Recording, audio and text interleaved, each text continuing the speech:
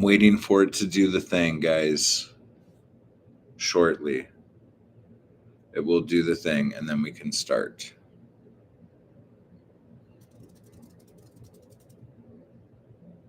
Is it not going to do it? Oh my gosh, why is it not doing it? All right. Cool. It's not going to do it. So, hello, everybody, and welcome to this live stream today. How are you all doing? Good, good, good. Felicia, hello. How are you?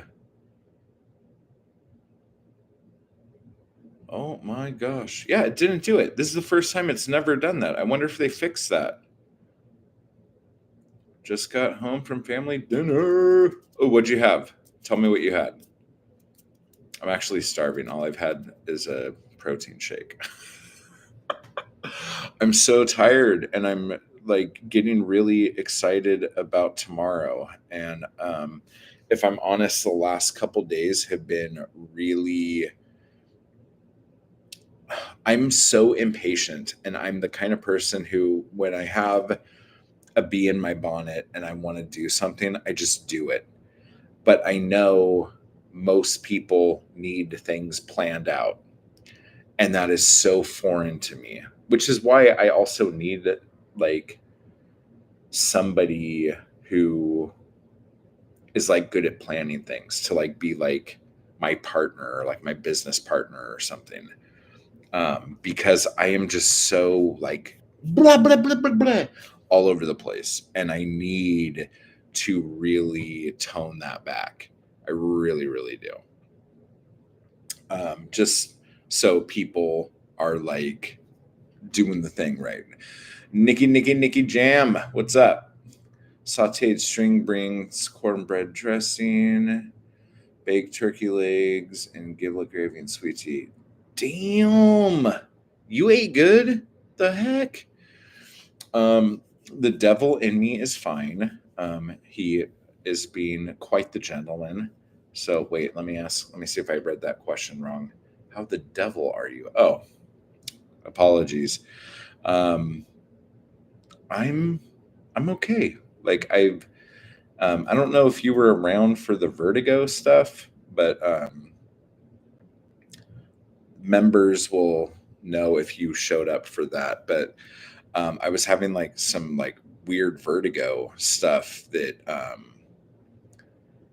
they I think I preferred your interpretation. um yeah, I was having some vertigo shit, and they were saying that that was a side effect of panic attacks and that it wasn't just vertigo. And so they gave me some medication for that, and that like made everything 100 times worse. So I think it was Friday. I was it Friday or Saturday? I can't remember what day it was, but I was laying. Or maybe it was Thursday. I have no idea what days are.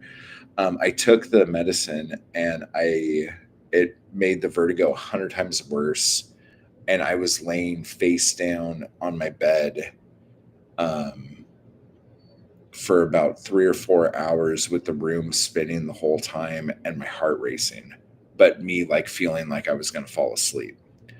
So I'm obviously not going to take that crap again. Uh, but that fucked me up. So anywho, where's my coffee? So yeah, that is how I'm doing right now. I'm really excited about the fiction workshop. I've been working on it. Like, I mean, obviously, I've been working with the things I want to talk about for a couple weeks now.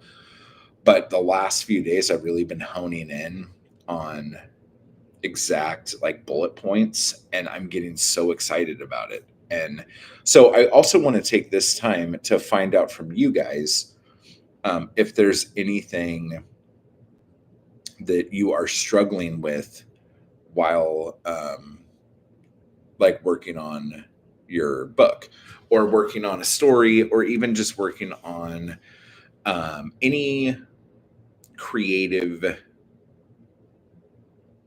thing that you are working on. I know,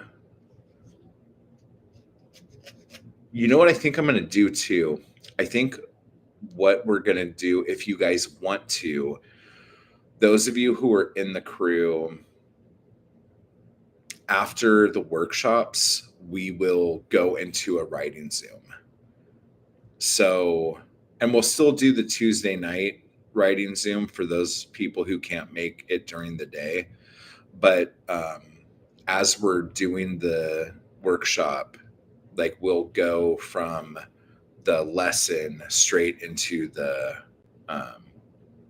actual writing Zoom. I think we'll do that. I think that'll be cool. And then that way, if you guys have any questions about anything while we're doing it, we could work on it. I've come up with a new idea that I'm excited to start working on alongside your course. That's fucking awesome. That's great. But yeah, just like in between now and whenever, like if there are things that, why is this dripping? Where is this dripping from? What is happening?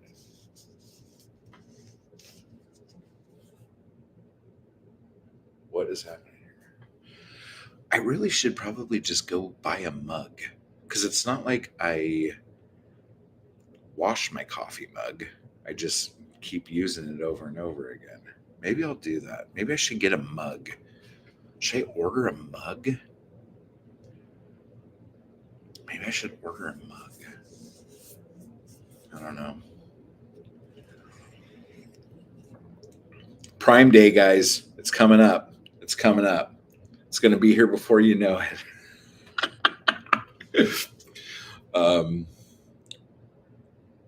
But yeah, now I'm pissed off that I was at the Broad and didn't buy a mug. Yeah, we'll talk all about the Broad either later today or in another thing. But no, okay, let's just fucking talk about it now. Let's just do this while people are strolling in here.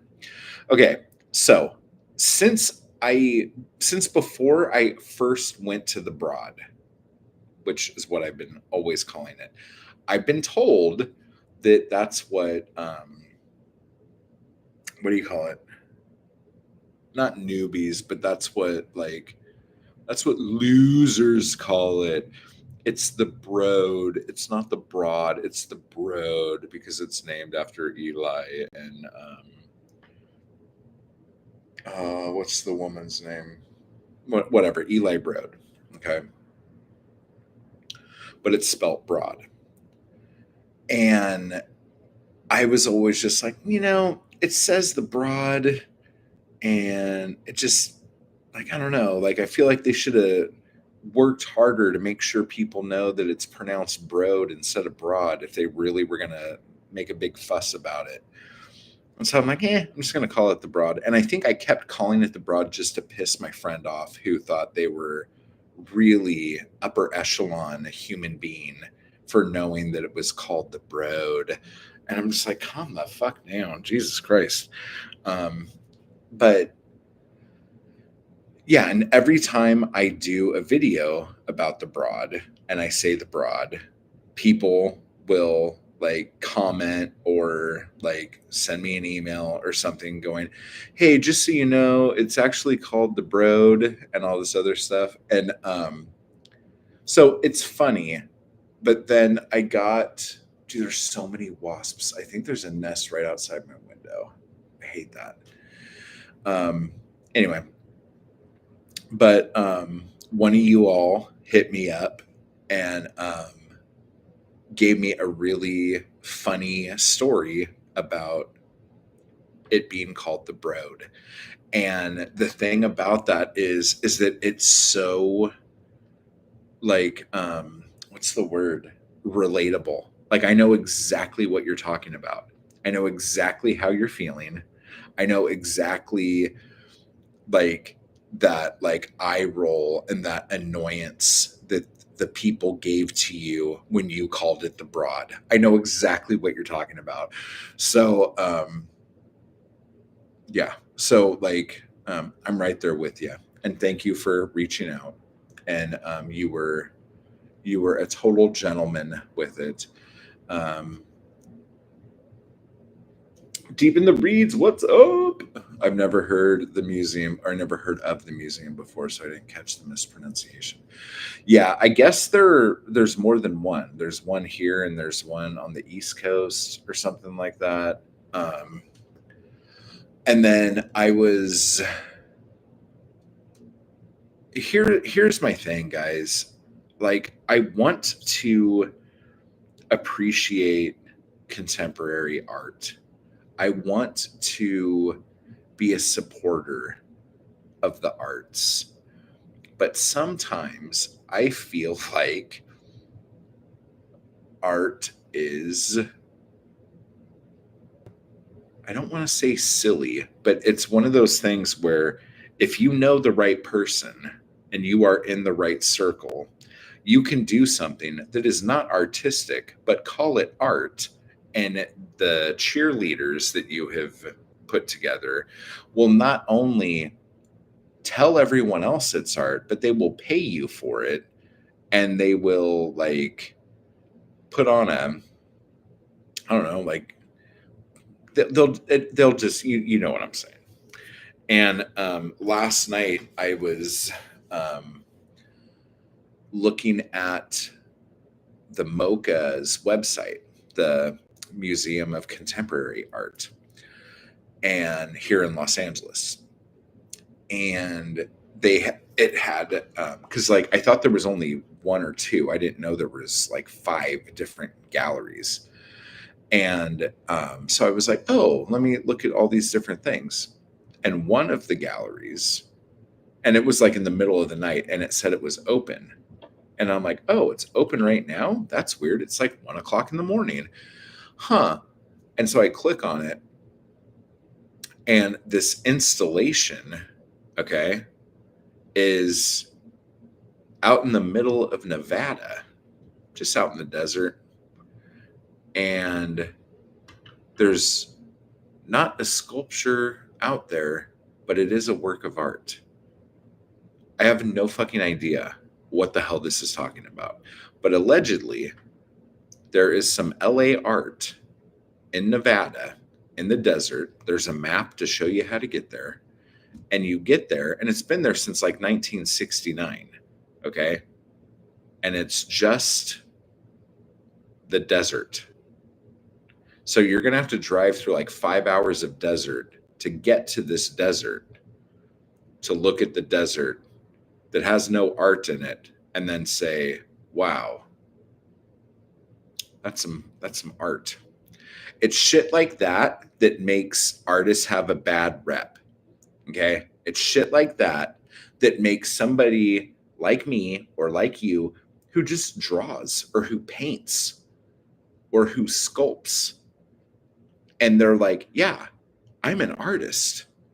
And then everyone snickers at you and like chuckles because of shit like that. Like, I'm just going to go out into the desert, find some desert, and then claim that desert and say it's art. Why are you making things hard for us? This is why we can't have fucking nice things. Unbelievable. These fucking people. Oh, now I want dessert. Or is that desert? Gosh, now I don't know how to read. Desert. Desert. Yeah, that's dessert. Did I say dessert when I was saying desert? So it's not that you don't like art, it's that you don't like the cynical art market stuff. It's just like I don't know how to say it. It's like here's a good example. Like, I don't love Dada art, okay? But I love what Dada did to art at that time. What I really don't like is what has happened since that, because of like what like people have been inspired by. This goes right back to Exit Through the Gift Shop.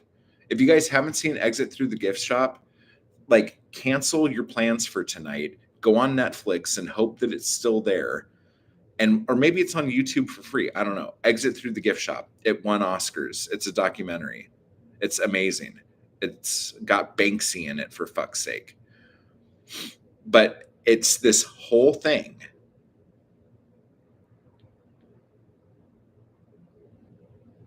Oh no, Snickers is a bar here too. We're okay. The stuff you're talking about was supposed to be satirical decades ago, but it got co-opted by rich art investor types who resold it to the public as sincere. It's shitty. I could rant about it forever. Dude, you're like seriously like inside my brain right now. Knock it off. Like, this is like when I went to the Mocha, and I think it's the Mocha. I just need to stay the fuck away from that place. Because when I went there and they had all that co-opted like shit that like rich white people have to make them feel like, oh my god, I'm about to lose my fucking mind right now. Calm down, bro. Calm down. Thank you. Thank you for saying that the way you did, because that's exactly what it is. Taking art that's supposed to be satirical and then people like take it. It's so funny because we were like, I just was doing that video and we're talking about Basquiat. Like, Basquiat saw that happening to his own work in real time. Like, that's like, And I was just talking to a poet who this happened to, who got trying to, I want to be very kind about how I say this, and I also don't want to let the cat out of the bag about who it is, because it's still how the business works. But this person is a person of color, and they were asked to be a part of this really high respected event, okay, that not many people get asked to go to, as one of the people who win awards. Like, they got an award at this big thing. And when they got there, they realized that not only were they the only person of color at this event, they were also the only person who was like under 50 or something at this event. And the people who gave her the award, didn't mean to gender the person that I'm trying to hide here, started like taking her around. And the way she was being talked about in front of people with her being there was like, it wasn't so much in celebrating this person as much as it was for celebrating how I don't know how forward thinking this white panel of old white men are for accepting this person. It's like, I can't imagine what the fuck that must feel like. And that must be like, I would think if this were me, that I would be like maybe smiling because I'm being bestowed an honor that used to be a huge honor. But inside I would be screaming and just like bawling my eyes out on the inside. It's just like, but again, this is the whole thing. Like, okay, this is what I'm tired of. Oh God, I hope I say this and do not offend anybody.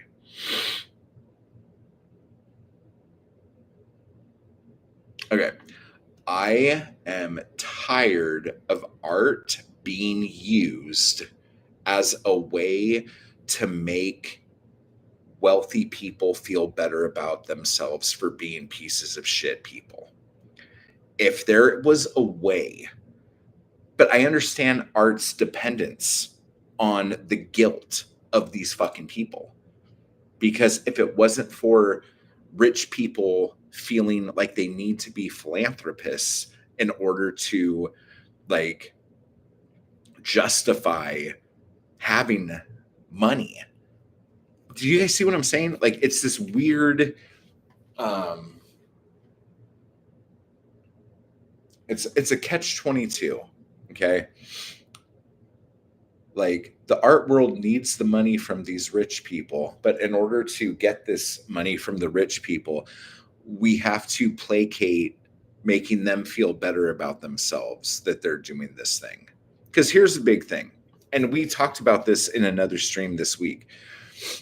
If you know anybody who tells you, like, if you know anyone who says things like this, um, like I don't hate the homeless. I give money once a year to the blah blah blah, or like I'm not a blankist.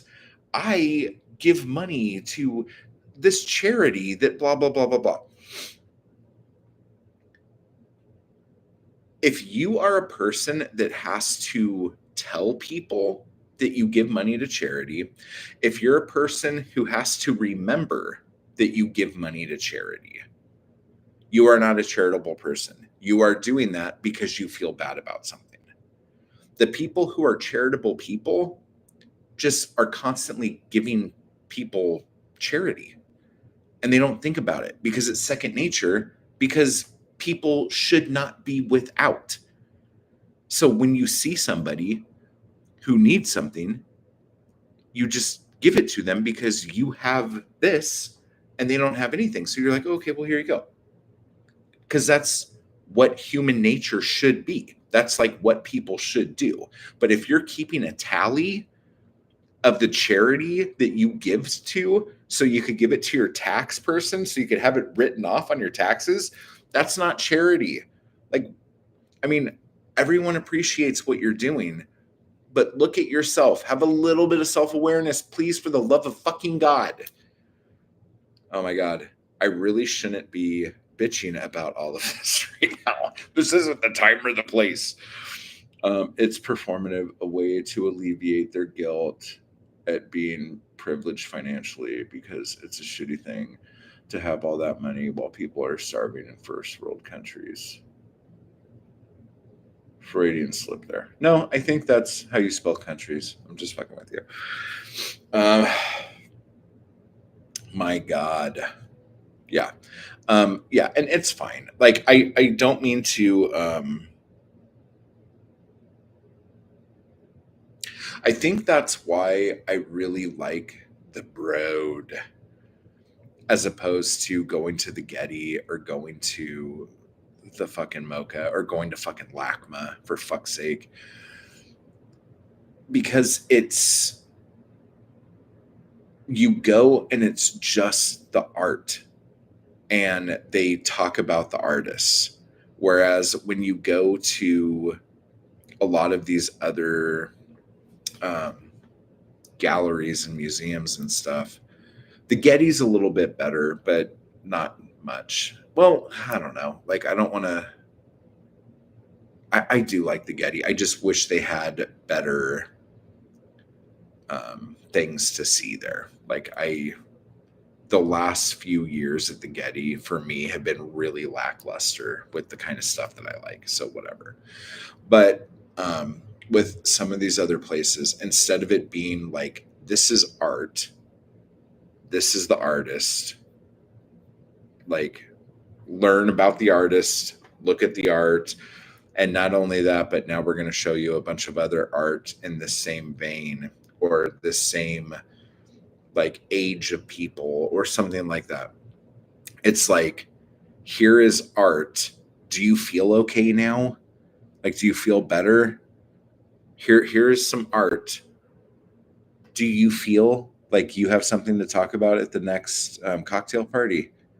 Like that's the difference, and it drives me fucking crazy. But I don't know. Yep, there's a common mandate in art literature where they say they're only accepting work from historically marginalized communities. Ironically, it makes my LGBT artist friends feel alienated. Um, yeah, I don't see. Here's the thing, like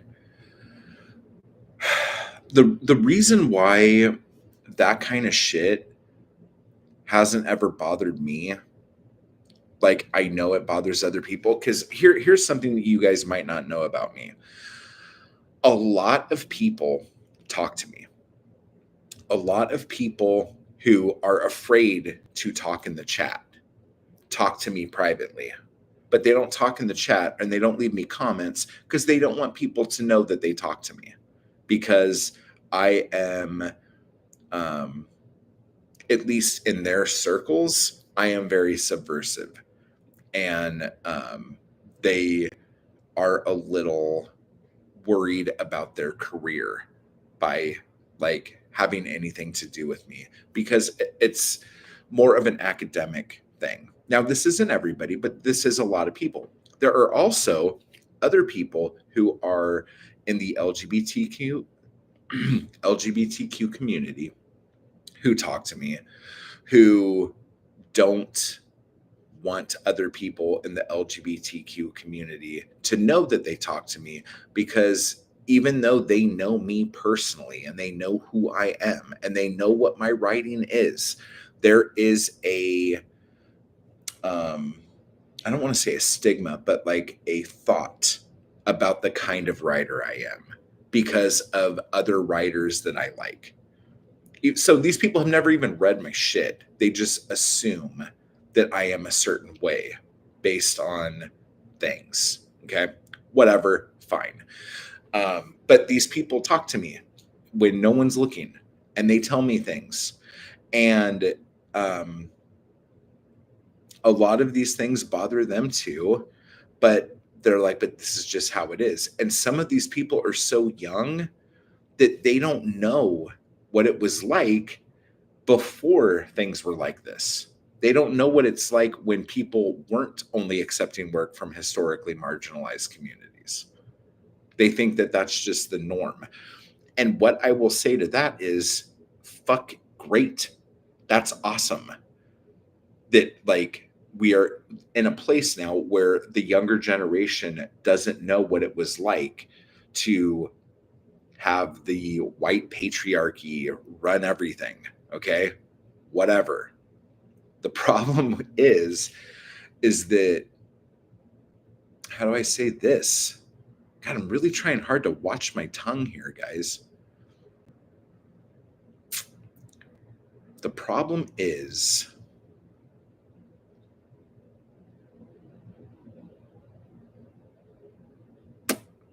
how do I say this?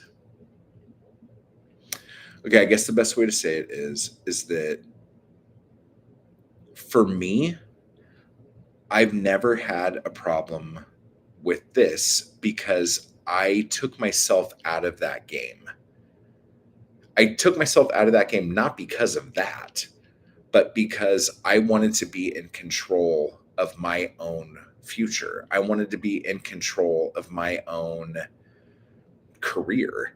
And because I am known for having a mouth and running it at times, I knew a lot of my work would not be looked at, that people would either want me or not want me based on my mouth. Do you see what I'm saying? And like, a lot of it has, a lot of the things I've gotten outside of me publishing my own stuff has been because of how I run my mouth. And that's fine. I don't recommend people do it because I've lost out on many opportunities. But at the same time, I don't know if those opportunities would have actually done anything. Mindy, what's up? Oh, let's see here. The last time I went to the Tate in the UK, it was so mundane. I don't buy into the white room with red paint, kind of modern art. Paint something ugly, beautiful, be real, not pretentious. There are things that I have seen that are very simple that move you when you see them. And this is where I think energy, and this is where I get kind of like woo, but I think there's energy in pieces of art.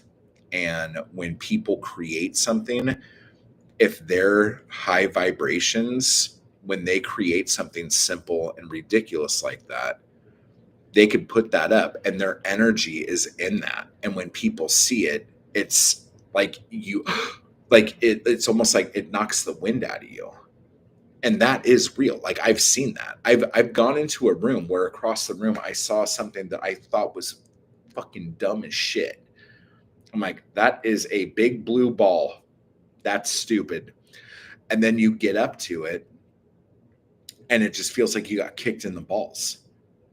And that energy, like, I wish people were a little more open to learning about creativity with some sort of like spiritual element to it. And I'm not trying to preach to you guys. I don't like doing that. But creativity is like a form of spirituality. It is a form of energy transference. And it's like legit, it's real. Okay. And so there are so many people who are so closed off. The second you say something like energy or spiritual or whatever, like they just go, no, I'm not gonna, no, nope, like I'm not gonna have anything to do with that. And I get it, but you are missing out on a huge world of things. Like when you guys are in the shower, if you are one of these people who are like me, and I don't know if it's because I'm a water sign or what, but I need to sometimes be in a shower, and they're called like what, shower thoughts or shower ideas or something like that. If I'm in the shower and I have the water just running on my head like hot water, eventually I will get some amazing idea and I will have to get out of the shower and like start working on it right away, or else I will forget it because my brain, like, ideas come and go. You have to catch ideas. Like you need to put the lid on the bottle or on the jar when you catch something in a jar. You know what I'm saying? And so that's really big for me. Like I'll get in the shower and I'll get an idea and I'll come out and I'll start doing something. Sometimes I go for a drive and don't have any music on or anything. And I just roll all the windows down and I just, the sound of the wind, like going like against my ears, it does something to where I'm susceptible to hearing ideas from outside. Okay. Like these things happen. And then you get these things. And then you, with your energy, create something.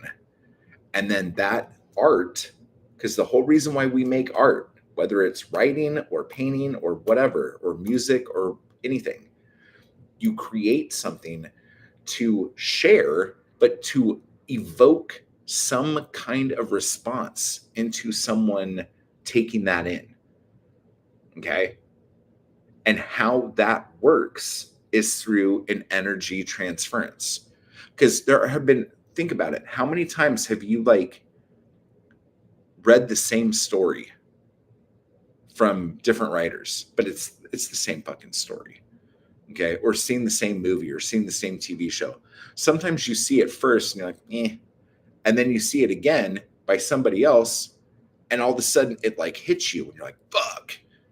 Like, what the fuck was that? Oh man. It's because of the energy transference and you being susceptible to that vibration from that artist. This is totally weird and crazy, I know. But like once you are okay with that, and that's like, oh, that makes sense. I could kind of go with that. It's the same reason why I don't know, some people like certain artists and some people don't. Like you might have friends and you guys like the same music, but this person likes this one band and you can't stand them, but you like this one band and they can't stand them. But it's the same kind of stuff. Why don't you guys like it? It's because of the vibrations. It's the energy. I don't know. I'm sure you guys can come up with other words as to what those things are that aren't at all what I'm talking about. But um, this is what I'm. This is the shit I'm putting down, guys. I hope you enjoy it. Oh, Mindy, hello. If I didn't say hi yet. Oh yeah, I'm absolutely on board with broader representation in art. Everyone should be lifted up, especially those who are marginalized in other places. I was talking about performative tokenism. Yeah, totally, totally, totally. You're right. It's a dicey subject. I hope what I'm saying is coming across right. Yeah, you're fine. You're fine. You're fine. No, believe me, like I have to probably, and I don't know if I should do this. I just feel like I should do it, but probably 2 or 3 times a week, I have to delete a comment that somebody leaves on a video because they think they are saying something that is appropriate about certain topics like this. And the words they are using are horrific. But because I don't know if it's because of where they live or like what they're into or what, but like don't, they just don't think what they're saying is inappropriate. And it's so funny. I was just talking to a friend of mine who tried living in a couple other, like, is from California, moved to a couple different states, and came right back because um, the, I guess, ignorance and also just blatant fucking racism of how people talk to people was just too much. And like there were a couple times like she was saying like people would come up to her and talk to her and ask her questions about certain things, and one time even asked for her help in a certain situation, but had no idea that the things they were saying were totally fucking inappropriate and rude and hateful, and had no idea, allegedly, that that's what these things were. And she's like, I can't do this. I can't keep pretending that, because like it goes back to that whole thing where it's like, whose job is it to tell people that what they're doing is inappropriate? Like, it's not somebody's job to educate you suddenly on how to not be an asshole, But at the same time, it's like, I know I do it where I feel like I need to tell people when they are being fucking horrible, but it's not my job. But like, then whose job is it? It's like society's job as a whole. And that's why I keep going back to this whole thing where eventually things will get better the more things move forward. And it sucks because every time something crazy happens, Stonewall, for instance, like it takes like 20 or 30 years. Like you need like a whole generation before those things get better. But again, like I was saying earlier, there are people now who are writing and submitting to places who never had submitted to a place that wouldn't accept their stuff because of their gender or their race. They do not remember. They were not submitting during that time. That was before their time. That's crazy. That's like, we should be happy about that. You know what I'm saying? But, and then, like I've said in other videos too, for all the angry white guys out there who feel like they're not being heard now, do it yourself. Like, we live in the future. Fucking self publish your shit. Nobody gives a fuck. If you're that good, if you're that amazing, you will get your audience. So go fucking do it. You don't need a fucking magazine. Okay? You're that good, right? So just go put your shit out. Shut the fuck up. Nobody cares. Okay? Sorry if my comment read as ignorant. I'm all for modern art. It just when it doesn't have a message or a point, I don't have time for it. No, no, no, no, no. You did not seem ignorant at all. Like again, art is subjective. Like some things like resonate with people and some things don't. Like there's tons of stuff that people think is fucking high art shit and I'm like I don't have fucking time for that. What the fuck is that? So like don't even sweat it. But again, it's all subjective and it's all I don't want to keep saying it's all vibrations because like honestly, I'm not going to lie. I kind of hate when people say vibes. Like it kind of like makes me want to puke a little bit. So, I understand that. I understand some of the words I use are weird and stupid and cringy. But I'm just a writer. It's not like I know a lot of words. um, yeah, the last thing a person should do when rejected is be bitter. It's better to admit you suck and use that to improve your craft. Oh my gosh, dude. It's so funny. Like, as this stream goes on, I think I'm alienating more and more people. Like, people keep dropping. Here's the thing seriously. The only people who I have ever heard, I don't want to keep just picking on people. Okay, you know who you are. People who get bitter when you get rejected, you know who you are. And guess what? You are a certain gender and you are a certain race and you are a certain age. I'm just throwing it out there. It's legit, it's true, and it's hysterical. And I don't know. I don't get it. Currently making a book cover for the domestic thriller. I told you. Was that the detective one? Is that what you meant there? I'm using Canva and loving the cover. That's awesome. That's awesome. Because again, the other thing you guys got to do that we were talking about in the member stream, and Nikki, like this is for you too. Name your project. Get your title for your project, even if it's a working title. Make a book cover for your project, even if it's just like a mock-up. Even if it's something that you don't do on the computer, but like you just cut some magazines up if you have magazines laying around and tape it together and put it on the wall. Make it as real as you can.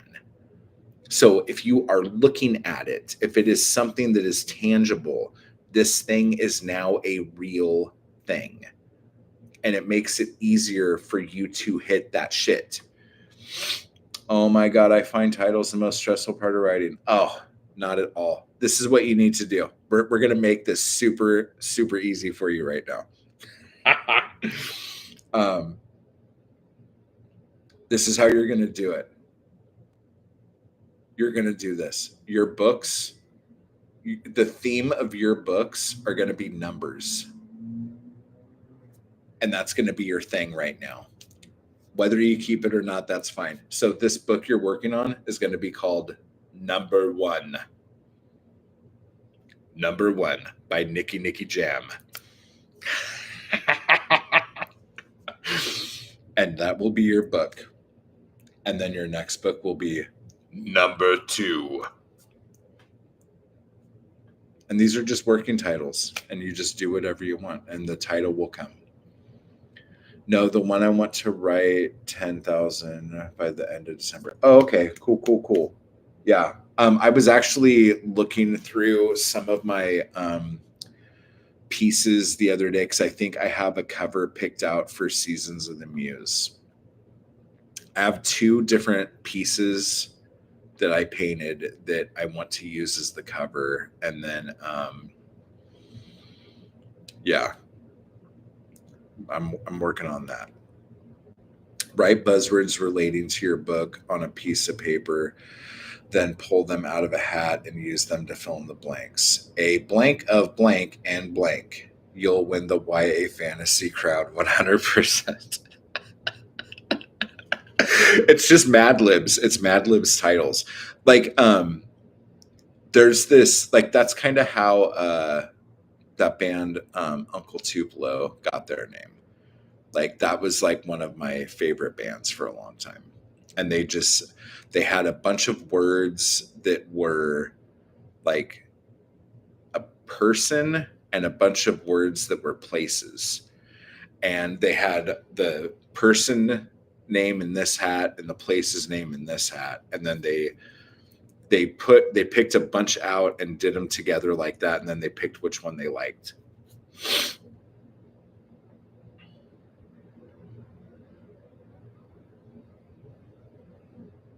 They actually did a lot of really cool shit now that I'm thinking about it. Because like one of my favorite, actually my only favorite Wilco album is called Yankee Hotel Foxtrot, I think is what it's called. And the way they wrote that album, like lyrically, was they had a typewriter on the back of the um, tour bus when they were on tour for the album before it. And whenever somebody had a line in their head, they can go back to the typewriter and type the line on the typewriter. And then they would cover the, I think they would leave the line before it, but the line before that they would cover. So, like, anyone at any time could go back and write a line, and the only line they would know would be the line before it. And that's where they got all of the lyrics for everything on that album, which is kind of fun. And then I don't know if you guys ever do kind of like what Deep in the Reeds was saying, collage, like word collages. Like back in the days of magazines, I wish I had my notebooks here and I would show you how I did this, but like I would cut words out of magazines that I liked, like in ads and stuff. And until like I had a bag or a hat or a beanie like full of like words. And then I would like dig my hand in and pull a word out and tape it to a piece of paper and then go back. And each line I would try to have 3 words, sometimes 4 if they fit on the line. And I would just tape the words down, and then I would add words like a, the, and, with, stuff like that between the nouns and verbs that I was, and adjectives that I was like cutting out of the magazine. So, oh my God, that's a surrealist strategy, actually, what you said about coming up with lyrics. When you do it with art, it's called Exquisite Corpse. Wait, which one? I've heard Exquisite Corpse before, and it's not just the book. What is that? Is that the covering the line, or is that the collage shit? I think that's how Bowie wrote his songs too. With the typewriter or with the collage? I feel like I'm talking about too many different things at once here.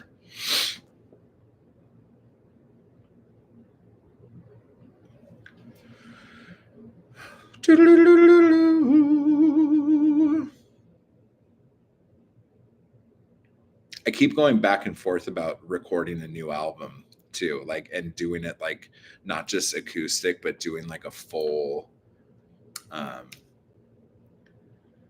band thing. I don't know. Like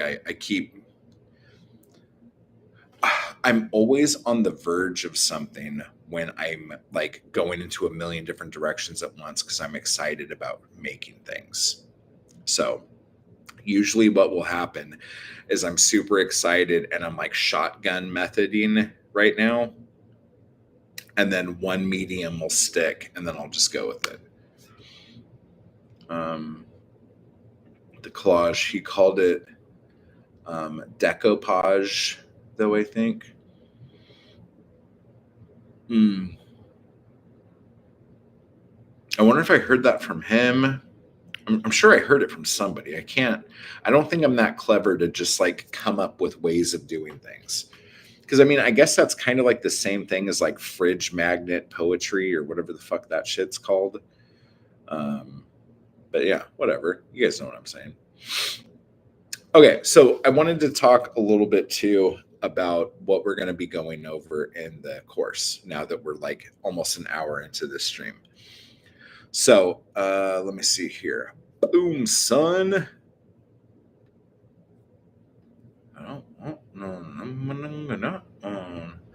Exquisite Corpse is drawing something as a group, usually a creature, but each person only sees the connecting lines from what the previous person drew.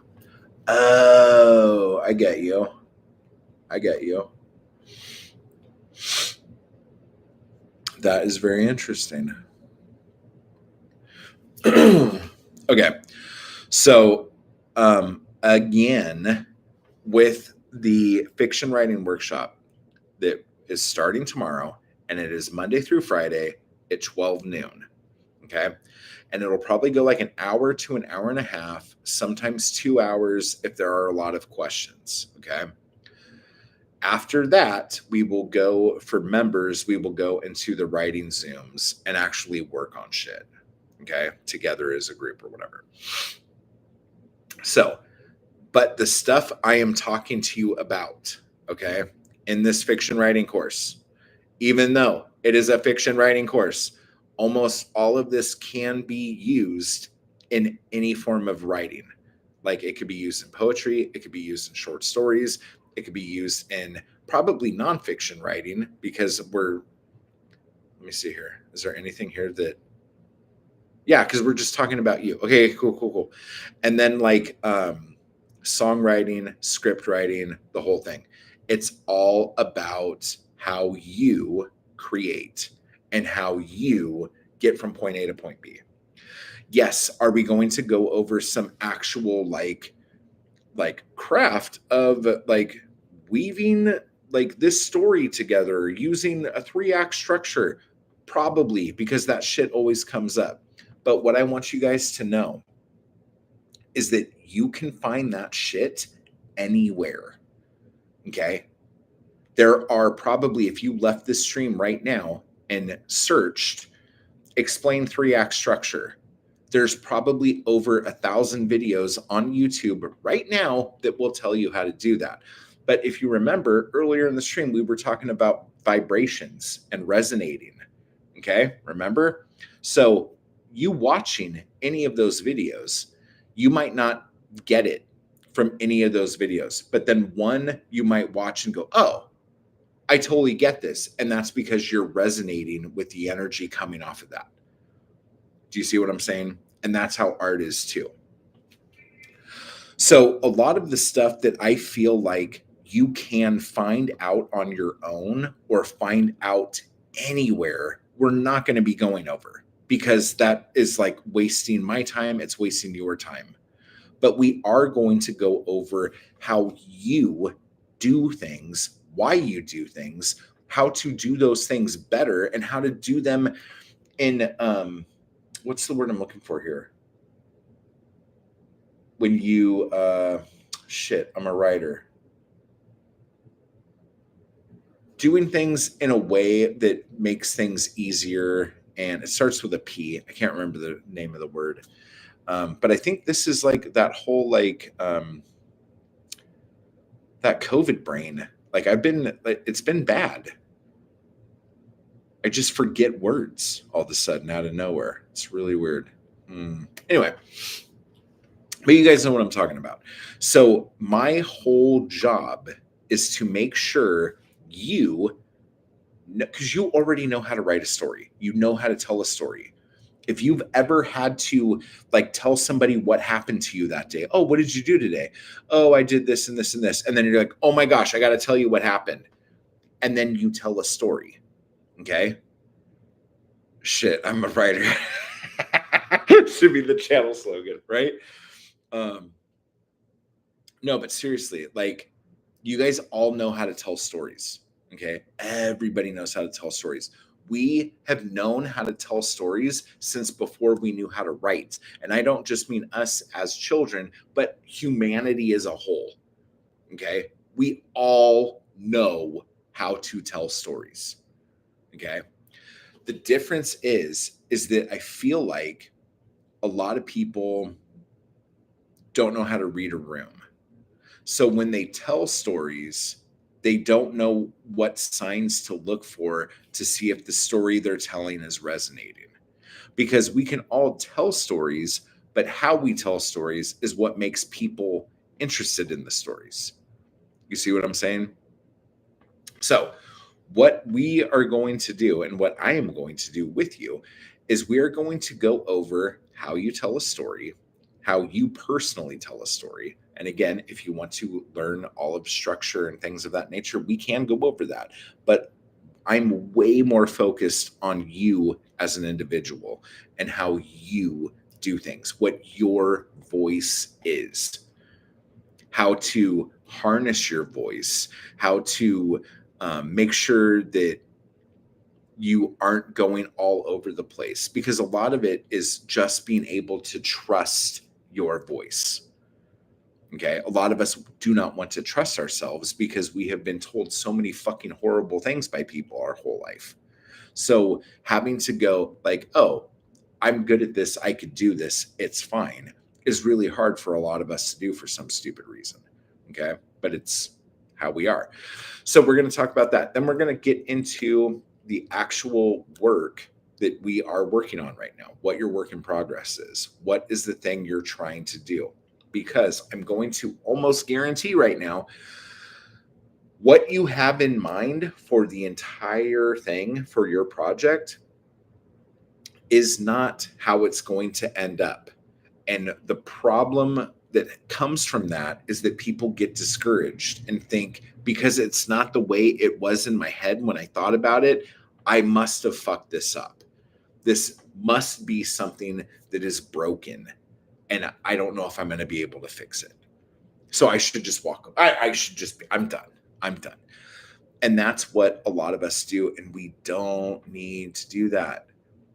Things are like, especially things we create, they are living, breathing things that are going to be like in flux until they are done, you know?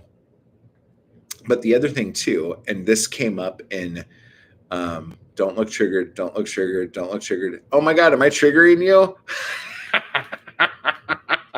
Please, no. This is okay. Everything's fine. Everything's fine now. But this came up in one of the member streams we were doing that, how do you say it? I got a little sidetracked triggering Nikki there on accident. Oh, we're going to have to come back to this now. We're going to have to come back to that thought now because good. Oh, another thing that people kind of freak out about a little bit, and I don't know if it's something you need to freak out about. There is at least a couple people. No. You didn't derail the stream. It'll come back. It's fine. Like this shit, this is how things happen. The thing is that a lot of people get so caught up in like minutia of stuff, meaning like they watched a video that said you have to do this and do this and do this in order to write a good story. And then you're like, oh shit, okay, I got to do these things. Okay, I got to remember this stuff. Yeah, okay, this is good. And then like you watch the next video from somebody else or even from that person. And then they go, oh, well, there's this theory called the blah, blah, blah. And in this theory, like it says that you have to do this, and that in order to tell a good story. And then you're like, oh shit, I don't know that. I'm going to need to learn this. And then you start writing all this stuff down. And then what you end up doing during your writing time is looking at all the things that you don't think you know how to do because somebody told you you needed to learn this thing before you do the thing. And that eats up all of your time that you would be spending actually creating. All of this stuff, like even me doing this right now, I feel like what I do is actually fucking helpful to people instead of what a lot of these other people do. But even this right here, you could be writing right now. So why are you fucking listening to me? Why am I talking to you right now? You could be writing. Okay. So being able to understand that like you are already good enough to fucking do this. You don't need anything. Like, if anything, I just want to be a fucking cheerleader for you. Because, like, sometimes we need fucking cheerleaders. I get that. But there is so much advice out there. There is so much, like, academic criticism out there that, yes, you could be researching, you could be spending all your time with. But you have to understand that for hundreds and hundreds and hundreds of years, artists, writers, all these people did not have that shit, and they managed. Okay? You don't need to be worried about if you are as good as blank. All you need to do is be the best you. That's it. Like, you need to be the best version of yourself when you are creating something. All that other external bullshit, you don't fucking need that. You know? It's just there to, like, A, make you feel bad, make you feel like you're not good enough, so you will sign up for somebody's course. I know this sounds super counterproductive because that's in essence what I'm doing, but I'm trying to not do that like that. If you guys sign up for, like, my membership stuff, great. I would love to have you. If you don't, that's fine. Like, I'm telling you right now, you do not need anything. You are 100% capable of achieving all of your dreams. You just have to do the thing. But sometimes it's hard for us to do the thing, especially when most of the stuff we take in is constantly telling us how we are unprepared to do the thing. Do you guys see what I'm saying? This might actually sound horrifically counterproductive, but I'm really hoping it's not. I'm really hoping you guys are like, oh, wait, no, that makes sense. So we're going to be talking about stuff like that. We're also going to be talking about just like excitement level and inspiration level, because these are things that can, like, derail your project. So when you get an idea, when something happens and you're like, there's going to be a moment where you just have fleeting ideas, because we have ideas all the time. Like, we are like a drain in a sink, and water's just on all the time. And it's just like ideas are just going through. A lot of times we're watching a TV show and, like, we're totally into it. And then all of a sudden, like, we'll see a show that is kind of a cool idea. And you're like, oh, but if those government officials were actually zombies, this show would be amazing. And you get some, like, ridiculous idea like that, right? Right at that moment, you are so effing excited about that idea. That is when you should, and I hate shoulding people, but that is when you should start working on that project. Now, the longer you hold a project off and you go, well, I'm going to get to that idea, I'm going to get to that, I'm going to get to that, and you keep doing that, the farther away the project is going to be, and the farther away your excitement level for that project is going to be. Okay. So there needs to be some sort of mechanism put in place. And again, we'll talk more about this as the week goes, but there needs to be a mechanism put into place in your life to where you have time every day to hit those ideas that are really great ideas that you're excited about. Because the farther you put those off, the less excited you're going to be. And the less excited you're going to be, you're not going to be writing as well when you get to that idea. Even though the idea is really cool, you're not going to be as excited. And then if you're anything like me, whereas if you write a really in-depth outline, to me, that's all I had to do. Now the story's out. I don't need to fucking go into any more detail. I've killed so many stories because I wrote an in-depth outline. And then once the outline was done, I'm like, oh my God, that's great. All right, I don't need to write this now. I did it. Like, this outline is amazing. This is one of the best outlines ever. I'm not gonna fuck it up writing a fucking goddamn book about it now. So you have to be able to balance all of this shit and understand where you are. Because like some of you need to have outlines, okay? And that helps you stay excited about a project. But if you're like me, if your outline is too good, then you won't be motivated to go on and write the fucking thing. How many of you guys have amazing outlines that you have never started even writing a single fucking word of your story? It happens. Nikki says, a couple years ago, I unsubscribed from all the AuthorTube people I followed and decided only to take advice from proven authors. It totally improved my output. How do you think that did that? Like, what do you think changed? Because I'm going to go out on what do you think? I think it was just like a symbolic thing that made you. Now I'm looking more for community than advice, which I've found on streams like yours. That might have been exactly what I'm asking you. So I don't think what you're saying is counterproductive because you can learn from anyone. They're all recycling the same well-trodden words. Sometimes people need a cheerleader who cuts the bull. Oh my gosh. Like, you're like telling the future from the past. Like, you're answering all my questions that I asked. This is insane. Deep in the Read says, oh my God, I know what you mean about people not trying. My friends are amazing artists, but never submit their work anywhere. I swear the best art being made right now isn't even being shown. I can relate to that.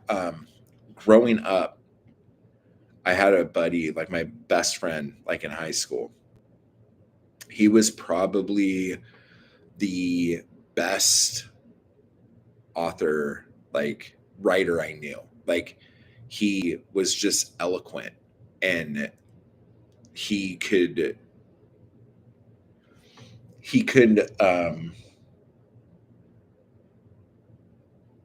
I don't know how to say it, but like he could take almost anything and like break your heart with it. So like anything from like going to buy meat at a butcher shop to walking through a park to seeing your mother in a terry cloth robe. Like, anything he wrote about, like, you just wanted to fucking cry your eyes out. Okay. And like, we're like 17. Okay. And he always assumed that his shit wasn't good. And so he would write notebook after notebook. Like, he would handwrite like a novel that he was going to put out. And then he would light it on fire because he didn't think it was going to be very good. And then be like, you know what? Maybe I'm going to start that again. And so he would start it again and then throw it in the trash. And then he would go, I really think I should have finished that. I'm just going to start it again. And then he would start it again and then eat the paper. And it would be like the most frustrating thing in the world, because out of all the group I hung out with, like, I honestly thought he was the only one who had any talent. Like, and I'm including myself in that. Like, I thought he was the one who was going to go do great things, but he couldn't get away from him thinking that his stuff wasn't as good as like Kafka or who else was he really into? You know what I'm saying? He he was my Vonnegut buddy. Like, we would read Vonnegut all the time. But you know what I'm saying? Like, and then his mental health deteriorated, and in his late 20s, or early mid 20s, was diagnosed schizophrenic, and it all went downhill after that. Whew, that was depressing. Let's see. Yeah. You solved this story in the outline. It's about balancing the structure and the fun. Yeah, I'm guilty of that. I like the change. Wait, I think the change was that the channels I was following were really just touting their courses and talking about writing on a superficial level, whereas I got way more constructive advice from master classes by Atwood and Gaiman. Oh, so you've done those masterclass things. Like, you think those are good to do? That's really interesting. Jeff, what is up, my friend? How are you doing? Deep in the reads. Oh my God, why not just try to send it to someone that kills me? It totally, like, I couldn't believe it. And so, like, there were a couple times where I'm like, well, let's write something together, you know? Let's do the whole, like, Kerouac Burroughs thing and just try, and then I will do the thing. And then that didn't end up working either. Some calls for submissions take like 30 seconds to send off. There's nothing to lose and so much to gain.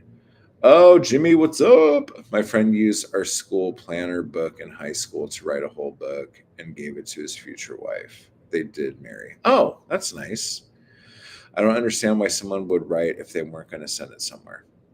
Well, I mean, there's a lot of people who write because it's a hobby and they like enjoy doing it, but they don't have any like desire to want to be a writer. I mean, there's plenty of people who like paint and draw pictures and just have them in a notebook and never show them to anybody. They won't give you the tools to write. I'm not sure anyone can really teach you how to do that on a line by line level, but they encourage you to believe in yourself and your idea. I get a lot from them. That's really cool. I've always wanted to know if I should like do one of those, because every once in a while they'll have like someone who's really interesting do something like that. But because of, and maybe it's just because of where I live and like what has happened in my life, you do these things where it's like, don't ever meet your idols because they're always going to let you down, like the people you look up to.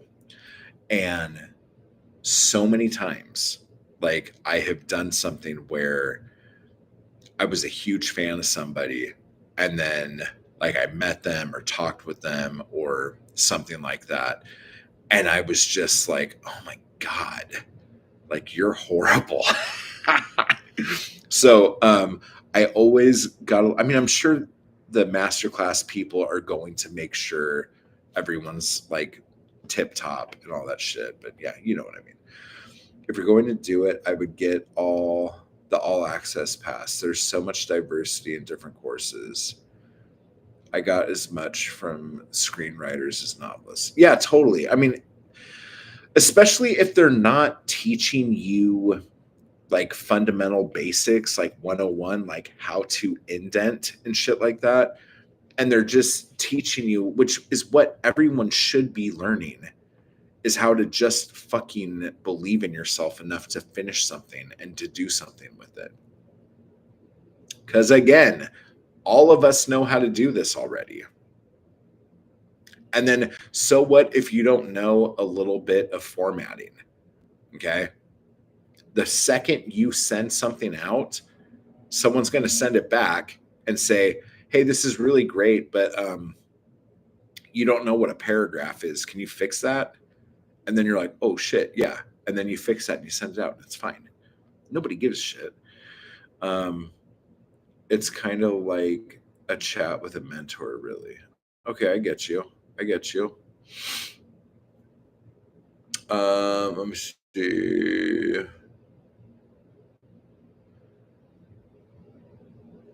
Oh yeah. Yeah, where ideas come from. I don't believe in myself enough. I'm too depressed in my own head. Oh shit, man. You have to believe in yourself a bit, dude. Like, you have to, because like You do the open mics, like you do read in front of people. You have your channel where you're talking poetry. You like put stuff out.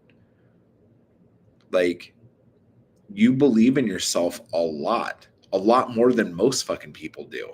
So like you're doing it. You just have to like be, I think it's just you have to give yourself permission to fucking like the fact that you're doing that. You have to give yourself permission that it's okay to believe in yourself. You can't type today, apparently. Well, we're writers. We're not supposed to be able to spell things correctly or type. Jimmy says, Save the Cat, writes for TV, and McKee's story have both been helpful for writing a book as they are for screenplays. Yeah. I don't know. Like everyone really loved Sid Field's. Was it just called Screenplay? I don't know. It's okay. Story, I know. Save the Cat. I didn't know there was Save the Cat rights for TV, or if that's always what it's been called, and I just assumed it was always just called Save the Cat. I don't know. Like those are okay. Those are good, especially if you get something out of it. Like if you get something from it, that's for you. You know. I believe in my performances, but not my words in a book.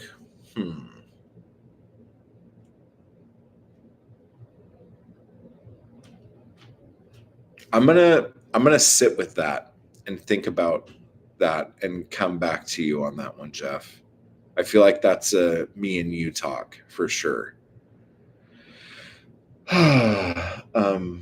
It's a 3-act structure, works for both. It's a newer book. Save the Cat is a series. Yeah. I remember the first one. There's also Save the Cat writes a novel. Save the Cat writes YA. Oh my god. Wow. Save the Cat writes YA. Shit. Hold. Wow. Okay. All right. Okay. I see you. I see you. Let me see here. Yeah, Jeff, man, that's fucking deep. I believe in my performances, but not my words in a book. So why are you writing in the first place? Like, why do you write anything? Because if your performances are the stuff you believe in, I'm sure there's other people's work that you could perform. So what makes you want to write? Like, what drives you to create? It helps me to understand 3 to 5 act structures. In art class, they always told us in order to break the rules, you must know them first. People say that all the fucking time. And here's the thing, the people who say that are the people who teach the rules. And they say that so they can still have a fucking job. But in order to break the rules, you must know them first. That doesn't fucking hold up in court. Okay. So let's say somebody just came to this country and got in a car and started driving and didn't know what the signs meant. Guess what would happen? They would still be breaking the rules and they would still go to jail. They wouldn't go, oh, shit, you didn't know? You didn't know what speeding was? Oh, okay. Well, then, like you're fine. You didn't break any laws today. Like it's okay. Just keep going on. I wish you would learn the rules though, so then when you break them, I could arrest you for it. You know, but yeah, you know. So I remember who was that fucking Ponzi ass fuck over in the UK who fancies himself a comedian and a great poet lover. He wrote some book on poetry. He's some fucking dumb fucking piece of shit that everyone in the UK likes. So I'm probably offending half the audience right now. But he's just one of these guys that it's like, oh, hang on, am I going to read poetry right now? Okay, let me put on my poetry voice. Stephen Fry, thank you so much. Russell Brand. Jesus fucking Christ. If that guy even knows who he is right now, I'll fucking give him $5. Oh my God. Well, the lesson I learned concerning that is more like Michelangelo. He understood anatomy and then broke it by creating additional muscles that aren't real. Okay. That's cool. But that's also like implying that, like, in order for his art to make sense to anyone, everyone looking at it must also know anatomy to know those muscles aren't real, to then be able to go, wow, do you see what he did there? But like, I mean, again, if it works for you, it works for you. But what I'm trying to say is that all of these things that people tell you that you need to know before you can do anything is just gatekeeping bullshit. You could do whatever you want right now if you wanted to. Okay. You don't have to sign up for all of these things. Oh, they're right. They're right. I'm not allowed to do this until I understand this. You don't have to do any of that. Storytelling is primal. We have been doing it since like before cave paintings, for fuck's sake. Like, yeah. Anyway. Bob Gildorf. Wow, Nikki knows a bunch of highfalutin motherfuckers. LOL, I thought you meant Russell Brand. Demon Reads. My Bookie Wook is a secret poetry masterpiece. I'm hoping Bookie Wook is a inside joke that I don't know about. Oh, I'm sorry, I missed your point. I never saw it as you can't do this until you do that. No. There is no my bad. Like, here's the thing. If that helped you, good. Like, there's nothing wrong with that. Like, there is no point other than everyone knowing that they could do whatever they want to do. My Bookie Wook is Russell Brand's autobiography. That is so disgusting. I kind of puked in my mouth a little bit. Oh my God. Oh, it's the thing that people are using as evidence against him now. Holy shit. That's fucking funny. But again, like, I want to make it clear, if anything out there has helped you, that means it like is resonating with you on your vibrational level, and that's fine. Like, if you catch that, I can neither confirm nor deny. Oh my God. What do we got here? Okay. So, but yeah, if you get something from something that was meant for you, that's good. That's fine. So, like, run with it. There ain't nothing wrong with that. Everybody's going to be a little bit different. Everybody is going to need a little different stuff. But again, back to where I was at, was that there is no, you can't do something. Okay. But whatever you need to help you do something is awesome. So keep that going. Let me see. Oh, and another thing we're going to talk about during the workshop is finding your voice. Like, this comes up a lot where people are worried that they either don't have a voice or they don't know how to find their voice. So, just like we did with the Poetic Anarchy course for poetry with voice, we are going to be doing some work with voice in this as well, and how, like, what tools to use to be able to find your voice, and not only find it, but like accept it. Because like, we find shit all the time, but we don't accept it. Like, we have found everything we need to know about ourselves, but we don't accept it. Every day we reject ourselves or deny things from ourselves that we are already know are truths. but we tell ourselves the lies that we're not good enough, that's not good enough, that idea has probably been done, I don't think that line's very good, don't know why, just don't really think it's that. And we do this whole fucking thing every day that is just basically us shitting on ourselves. And like Jeff said, it might have to just do with depression, but like being able to accept who we are and understand that your whole life, okay, now we're going to get woo, okay, your whole life, every single thing that has happened to you in your life, okay, I'm not saying it's good that it happened, but I'm saying that it did happen. All of these things have made you who you are right now, okay, and all of those experiences, all of the trauma, all of the high points, all of the lows, all of these things merged together, put in a blender, have made you, okay, who you are right now.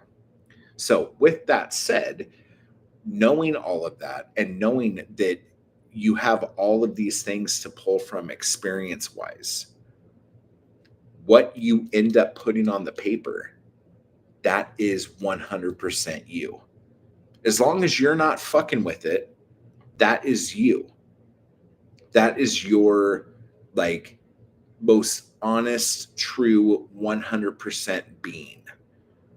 Okay? So now that that is you know who that is, all you have to do is to accept that person, accept those words, accept those lines. Once you can say like, "Oh my god, that's me." Shit. You're good to go. How many times have you read something that you wrote like a week or two ago or a month or two ago and you read it and you were kind of impressed with how fucking badass you were and you were like, "Holy fucking I'm pretty fucking badass." How many times does that happen? If it hasn't happened, it's going to happen and you have to allow it. A lot of times we don't let ourselves think we're badass. So as we're reading something, you just immediately start looking for the negative. Like, well, I'm sure this was awful because I didn't like it when I wrote it. So let me see if I could find anything in here I hate. Like, we need to cut all of that shit off because no one else is ever going to read your stuff like that.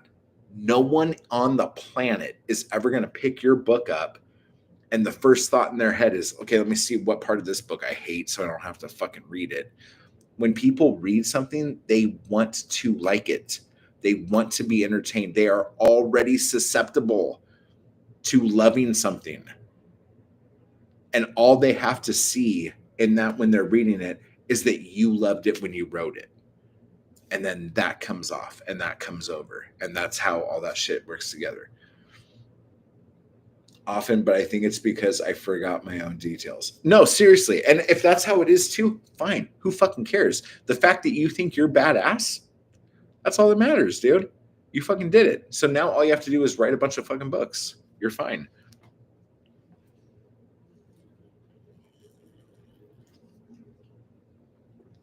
But anyway, so that is pretty much what we're going to be going over this week here. Okay. So if you haven't signed up for it yet, you don't have to sign up, like do an email or anything like that. But down below this video thing, there is a link to get notified when the first class starts tomorrow at noon Pacific time. Okay. So if you aren't waiting or hit the notify or whatever the fuck it is you have to do that. If you haven't subscribed to this channel yet, like I don't want to fucking yell at you and call you out, but like seriously, WTF, guys, subscribe to the fucking channel. If you want to join the writing Zooms that are going to happen every day after the lesson, you have to join and do Anarchy Crew or higher. And then just so you guys know, if you want cheerleading help, how the different tiers go, like we meet, like Thank You Crew is just anyone come hangs out for the morning streams every day. And then you get extra content when I put extra content up, which sometimes it's a lot more than others. Anarchy Crew, you have the Poetic Anarchy course. You're going to have this course when this course is over. But the Poetic Anarchy course has over 150 lessons in it that you could go watch that are members only. And then you get the writing Zooms.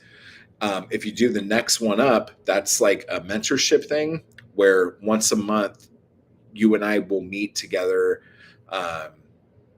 for at least an hour and talk about what your goals are and set up how to make your goals happen, and like put like it's accountability, but it's also strategic planning to make sure you're doing what you want to do. And then the highest one is us doing that weekly.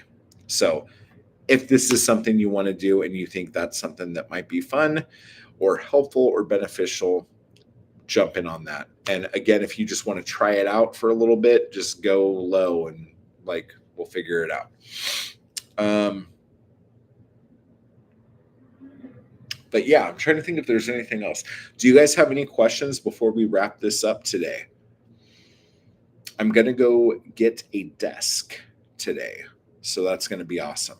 And I will have a desk in here that I think tomorrow we will be using. So I'm super excited about that.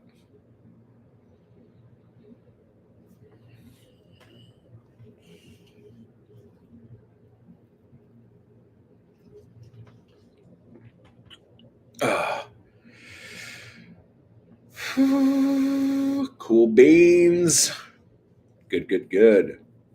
Let's do some hearts. Can I do hearts too? Oh my gosh, I did hearts. Oh my gosh. Hey, let's celebrate a little bit. Let's celebrate, guys. Yes. All right. Yeah, I mean, I guess that's pretty much it. Tomorrow, noon, free fiction writing workshop, a week long, Monday through Friday at noon. It's going to be badass, and you're going to be writing a novel suddenly. So let's fucking make that happen, or at least a bunch of short stories.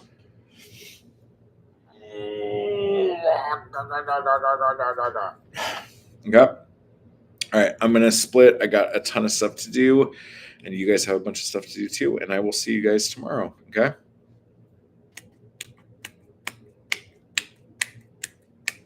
Goodbye, everybody. Have a good rest of the night.